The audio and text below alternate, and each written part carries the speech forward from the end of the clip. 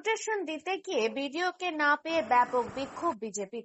মুখ্যমন্ত্রীর কুশপুত্তলিকা দাহ করে করল অবরোধ। ঘটনায় মঙ্গলবার দুপুরে ব্যাপক উত্তেজনা ছড়িয়ে পড়ে খানাকুল 1 নম্বর ব্লক অফিস এলাকায়। জানা যায়, এদিন খানাকুল বিধায়কের নেতৃত্বে বিজেপির পক্ষ থেকে খানাকুলে বাঁধ মেরামত, রাস্তা মেরামত সহ বেশ কিছু বিষয় নিয়ে খানাকুল 1 নম্বর ব্লক বিডিওকে ডেপুটেশন দেওয়ার প্রস্তুতি নেওয়া হয়েছিল।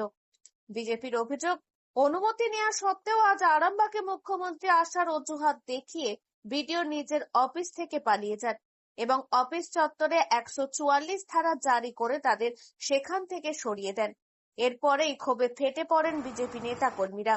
তারা অফিস চত্বরে বিক্ষোভ দেখাতে শুরু করেন। পরে মায়াপুর গড়েরঘাট রাজ্য সড়কে মুখ্যমন্ত্রীর কুশপুত্তলিকা দাহ করে বেশ কিছুক্ষণ অবরোধ করে। আগামীকাল তারা ফের বিডিও অফিসে আসার হুঁশিয়ারি দিয়েছেন। করতে হবে, আবার ফটোশুট করে মানুষকে দেখাতে হবে আমি আছি আপনাদের পাশে।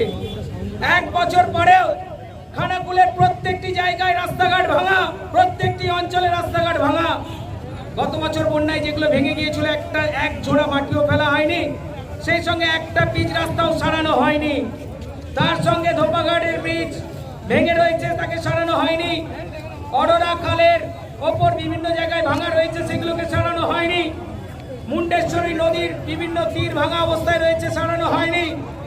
তার সঙ্গে আমরা দেখেছি কোথাও কাজ করা হয়নি, অথচ মমতা ব্যানার্জি, নির্লজ্জ মমতা ব্যানার্জি আজকে উনি আবার সাবধান হয়ে যান।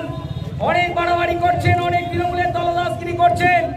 আমরা কালকে আবার আসবো, প্রয়োজনে আপনাকে চেয়ার থেকে নামিয়ে দেবো আমরা।